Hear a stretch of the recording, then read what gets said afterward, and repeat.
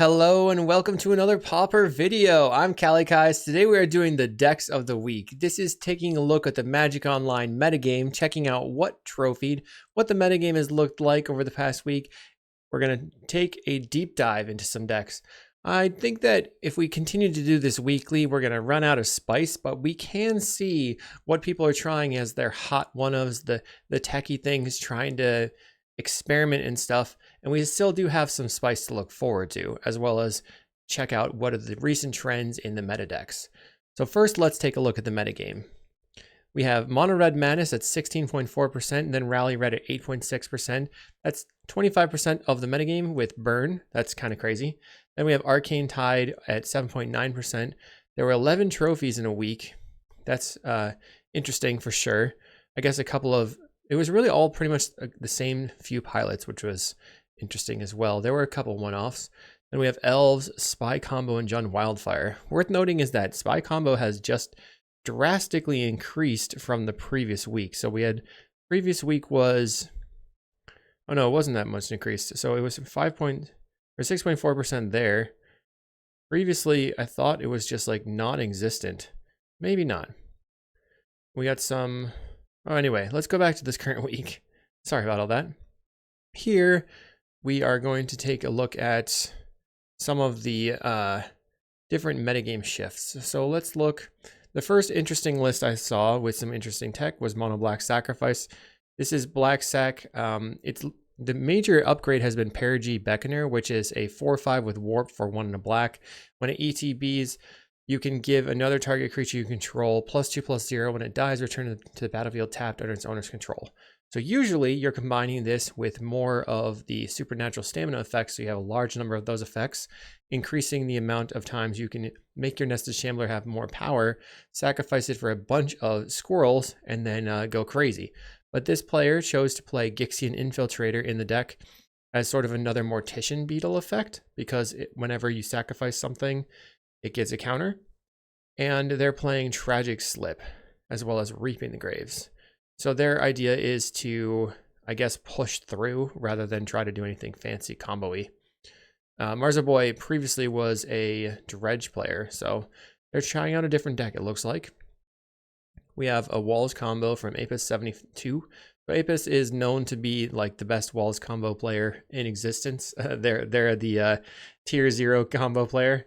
Just wanted to point out they're using a relatively new card, Bestrider Vanguard. And this is a card that when you have infinite mana, you can look at the top 3 cards of your library and reveal a permanent card from it and put it in your hand. So this allows you to draw lands potentially, but also just get all the cards from your deck, all your creatures, as well as pick the Freed from the Real if you have like a bunch of mana and you're just sinking it into it. So that's kind of the sweet way to play the deck.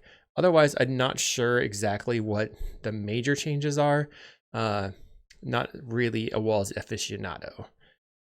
Here's an Elves deck. This is pretty much stock mono green in the main Elves with a bunch of blue in the sideboard for Envelop. Counter target sorcery spell, which I guess works versus some High Tide stuff, as well as something like the flashback spell from Spy. They have 4 Hydroblast, 4 Crukland Shaman, and burn spells. And then what I thought was interesting was they're playing Priestess or Spellstutter Sprite as a 1-of in the main and 2-of in the sideboard. This interacts well with your Mass Vandal, which is also technically a fairy, and that can be pretty good for kind of just punking some people. The other thing is they have Tangled Islet in the main deck, so you can search up Tangled Islet. It's a forest island, so you can search it up with the Genercent and then tap and untap it with the Arbor Elf, so you have more like blue sources. And this gives you blue sources without having a creature in play, making your Hydroblast probably a little bit better. Here we have a Madness Burn. So this is the Madness Burn pretty much pre the Spiderman set. And I just thought it was interesting that they are going for Sazicap's Brew in the main deck. They have 4 Epicure, 4 Flame Breather, 4 Snacker, 3 Gutter Snipe, 3 Fire Blast, and then they chose to split the 4 Faithless Lootings into 2 Sazicap's Brew, giving them 10 2-drop draw spells. I'm not sure what that feels like. I've tried that kind of thing before. I like the fact that Sazicap's Brew can punk a Spy player if they're not paying attention, but they can play around it relatively easily. They also have Fairy Macabre for Spy. They have 5 Fire Blast effects. The next deck, this is Jund Wildfire. I haven't covered Jund Wildfire lately because it's sort of boring, not gonna lie, but they are increasing their threat density by playing Gixian Infiltrator. We saw this before. It's a 1 and a black for a 2/1. Whenever you sacrifice another permanent, you put a +1/+1 counter on it. This gives you way more threats, so you're definitely playing more of the Tarmogoyf plan. And they have Crypt Incursion for Spy, Pulse of Marasa. Crypt Incursion and Pulse of Marasa both gain life, so they're decent against the burn decks. And the cool little combo here is that Gixian Infiltrator does not die, no matter how many things you sacrifice to Krark-Clan Shaman, because every time you sacrifice the thing, you can just stack the damage underneath the Gixian trigger, so it will continue to outgrow it. And at the end of everything, it'll have 1 damage, or 1 hit point remaining, I guess, 1 life point remaining. So a Lava Dart could kill it, but it would still be ginormous. Now moving up, we have a Madness Burn. So this is red-black Madness Burn. BNP is choosing to play Swarm Being of Bees. Has a different name on Magic Online, but don't worry about that. It has Mayhem for a black. So you can cast this card from your graveyard for black if you discarded it this turn. It says timing rules still apply, but this card has flash. So it is copies 5 and 6 of Kitchen Imp, essentially. But it also is a 3-drop, so you can cast it on your opponent's end step, or you can cast it and attack immediately if you really need to. It seems to be maybe a little bit of an upgrade for Red-Black Madness, although most people are playing not Red-Black, they're playing Mono-Red Madness. Speaking of Mono-Red Madness, I covered this specific list playing 4 Masked Meowers. It's a single red for haste, discard a card, sacrifice a draw card. Mostly what this does is it gives you 8 1-drops that deal damage immediately. So this means that you're going to be able to get out ahead on board in the early game, especially against blue decks, which is why I like this specifically. I chose to play 4 Gutter Snipe and 4 Fire Blast as the combo win condition, and just 10 draw spells with 2 looting and 8 of the 2-drop draw spells that are the best. One thing to note, if you haven't played against this deck or played with this deck before, Highway Robbery says you may discard a card or sacrifice a land, and if you do, draw 2 cards. It also has Plot, so you pay 2 mana to plot it, then on the next turn you just put it on the stack for free. If they counter it, no big deal. Whereas if you cast a Grab the Prize and they counter it, you are down 2 cards. Very interesting, definitely worth the 4 of, especially versus blue decks. And in my sideboard, I have 4 Pyro and 4 Red Elemental Blast, basically just transitioning into a Delver deck versus blue. We get a couple of our 1-drops down or a Sneaky Snacker. We continue attacking in and make sure that they can't do anything by blasting them out of the game. We have a mono white aggro here from Rash. So I was singing. They're choosing to play 2 Spiderman Webslinger, which can pick up and replay your Thraben Inspectors. That's pretty good. They also have Great Sword of Tyr, which is a neat card. You can equip it for a white, and then it says whenever equipped creature attacks, you put a +1/+1 counter on it and tap up to 1 target creature depending player controls. So it can mess with combat, also makes your things bigger, which is great in a deck with tiny creatures. Here's a mono white heroic. This player was Arco Elojika, but they're playing 4 of Skyward Spider. It's a 2-drop with Ward 2, and it gets flying as long as it's modified, which is equipment or aura or counters. It just basically gives you another hard to deal with threat. They chose to play 2 Sacred Cats. They have 1 lifelink and 1 spirit link as well for trying to get lifelink. Then one of the things in the sideboard is cool is they have Mask of Law and Grace, Pro Black and Red. This is good versus the Madness Burn decks, both black, red, and mono red, because you can't chump with a Sneaky Snacker if it's got Mask of Law and Grace on it. I guess you could also get through something like the Black Sack deck. They have Shield of Duty and Reason, which protection from green and from blue. And then in the main deck, they have the 4 Benevolent Blessings for more protection. Wanted to point out that USP Dudes made another trophy with their mono blue control. I still haven't recorded this, but I'm planning on doing it soon, so look out on the channel for that. This is just a straight up control deck. Pretty crazy. They do have Abjure plus Cryogen Relic for the Pauper Cryptic Command.